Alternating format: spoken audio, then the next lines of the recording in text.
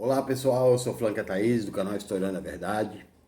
Antes de começar, deixa o like, porque o like é muito importante para a ascensão do conteúdo da plataforma do YouTube. E hoje eu vou falar de dois personagens que me revoltaram. Um foi Paulo Guedes e outro foi Olavo de Carvalho. Vamos começar por Olavo de Carvalho, o filósofo formado na oitava série, né, que vendeu a filha por 1.500 cruzeiros para casar em 3 vezes sem juros, que foi muçulmano poligâmico, não é? E que abomina o comunismo, mas já foi comunista. Olavo de Carvalho publicou um vídeo, e eu não vou poder disponibilizar o link, porque o YouTube retirou do ar, né? Dizendo que não existe nenhum caso de coronavírus no mundo e que não morreu ninguém dessa doença e que se trata da maior invenção da história da humanidade propagada pela mídia. Né? Que provas ele apresenta? Como sempre, nenhuma. Né? Já disse que a Terra, né, é plana, sem provas, né? Não consegue refutar Galileu Galilei, que vacina mata, faz mal à saúde, que cigarro não mata, né? Que o nazismo era de esquerda e por aí vai. Né? É um ser humano propagador de ódio. Né? E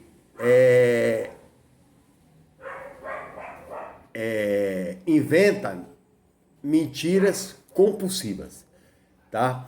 O YouTube tirou do ar, não vou poder disponibilizar. O outro, né, é Paulo Guedes.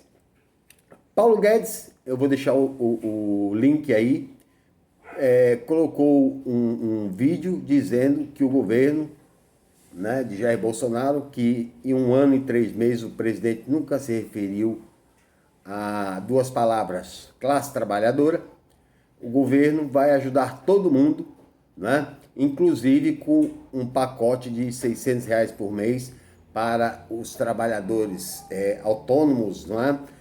O trabalho uberizado, né, que eu já gravei há um mês sem proteção social, R$ 600 podendo chegar a 1.200, o governo propôs. É uma mentira, né, porque a proposta do governo era R$ 200, não é? E o Congresso, a base de esquerda, junto com o centro, a base do centro, é que modificou a proposta do governo para 600 a 1.200, tá? Isso gera um custo de aproximadamente 100 bilhões de reais. Por outro lado, Paulo Guedes esqueceu de falar que ele injetou nos bancos, que são meia dúzia de bancos privados no país, 1 trilhão e 200 bilhões de reais para ajudar os coitados banqueiros. Né? Paulo Guedes disse que está fazendo o maior programa social, aumentando em 1,5 milhão o número de pessoas com Bolsa Família. Mas existe 55 milhões de miseráveis no Brasil.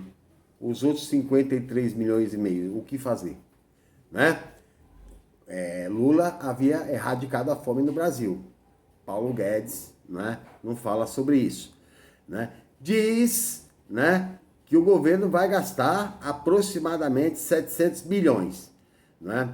Eu custo acreditar porque ele é defensor do Estado mínimo e também do Estado com controle fiscal. Ele foi favorável à PEC 97, que corta os gastos públicos por 20 anos. O SUS, de 2017 para cá, perdeu 24 bilhões de reais. A educação, 40 bilhões de reais. Já os banqueiros não perderam nada porque a PEC 95, chamada PEC da morte, não corta o congelamento, não congela os juros da dívida pública. Né? Então os banqueiros vão muito bem, obrigado. Nesse mesmo tempo, as políticas econômicas de Paulo Guedes, né, que vem primeiro com Michel Temer, né, porque o neoliberalismo, o liberalismo e depois o neoliberalismo, a todo momento que entra em crise, não é, quem paga a conta é a classe trabalhadora. Não é? Com exceção de 1929, Franklin Delano Roosevelt aplicou em 32 o plano de Maynard Keynes, em que o Estado era o indutor do desenvolvimento econômico, criando estradas, rodovias e gerando milhares de empregos.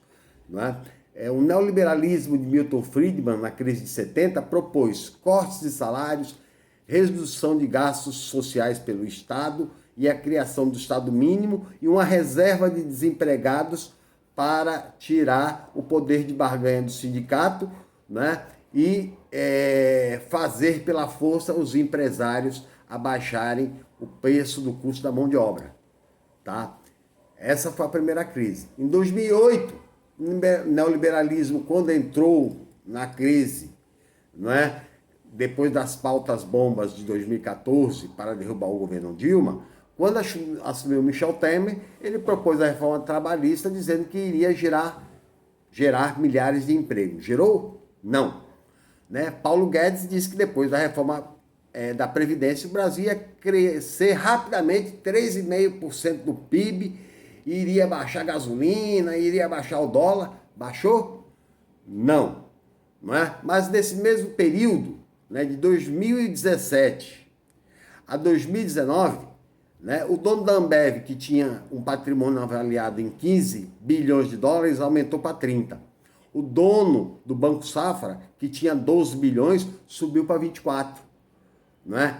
E o número de bilionários no Brasil aumentou de 140 para 200, enquanto 55 milhões de pessoas foram jogadas na linha da pobreza, 12 milhões de desempregados e 40 milhões de trabalhadores informais, o chamado trabalho precarizado, que eu já gravei aqui. Então, toda fala de Paulo Guedes não é crível, não dá para se levar a sério, porque ele defende o sistema financeiro. Inclusive, é investigado por fraude financeira, não é? Nos fundos de previdência. Né? Ele não poderia nem estar no governo. Né? E a única vez que Paulo Guedes participou de política, né, foi no Chile da ditadura de Pinochet, e a política neoliberal da Escola de Chicago é que está levando o Chile hoje aos bancos possuírem 69% do PIB, não é? E os aposentados, quando chegam no final da vida, recebem 84% dos aposentados, em média, metade do salário mínimo chileno, que dá por volta de R$600. Né? Enquanto isso, os banqueiros ficaram muito mais ricos, né? E os detentores de meio de produção também. Né? O neoliberalismo causa isso. Né? Em seguida, ele disse também que criou um programa para socorrer, né, microempresários, né? Os trabalhadores vão poder ficar 3 meses em casa, né? Lembrando que o governo ofereceu 200. O governo de El Salvador, que é um país pobre, que tem um PIB de 24 bilhões de dólares, né? E 6 milhões de habitantes, ofereceu uma ajuda para cada cidadão, todos os cidadãos ficarem em quarentena, de $300, que no Brasil hoje dá R$1.500. Né? Boris Johnson, né, que está contaminado com coronavírus, que o Olavo de Carvalho disse que não tem, né? O governo vai pagar 80% do salário dos trabalhadores. Porque quem paga imposto é o trabalhador, portanto o Estado tem que gastar com o trabalhador. Né? Vários países europeus, Alemanha, Inglaterra e outros países também fizeram isso. Né? Inclusive Donald Trump. Né? Somente aqui no Brasil que não. Né? E, por fim, né, orientar que recusem a saída da quarentena. Para se ter uma ideia, junto com o Brasil, são 150 países que suspenderam as aulas para as crianças não pegarem o vírus do coronavírus, né, que os bolsonaristas defendem, né, o isolamento vertical, mas não funciona. Por quê? Se as crianças voltam às aulas, se tem um infectado na sala de aula de 40 alunos, os 40 ficarão infectados. E eles voltarão para onde? Para casa, que contaminaram seus pais e seus avós. Né? 30% da família brasileira é composta só por a mulher que, quando sai para trabalhar, geralmente deixa o filho com a avó. Então, né, vai espalhar uma pandemia se as crianças voltarem às aulas, né? E o Brasil será, dentre os 150 países, o único a sair do isolamento. Que quer sair do isolamento, inclusive no Rio de Janeiro, os diretores estão aterrorizando os professores para que eles voltem às aulas. Isso é o mal do diretor, que é cargo de confiança, né? Quando ele vira cargo de confiança, CO, ele não tem ética de servidor público, ele é funcionário do Estado, ele faz aquilo que se manda, né? Eu vou voltar para gravar um vídeo, né, sobre a relação do Congresso, Bolsonaro, e baseado na crítica da filosofia do direito de Hegel em Marx, né, e mostrar, né, como Marx apontou que o Estado era burguês e realmente o Estado é burguês e serve à burguesia. Ok? Até a próxima.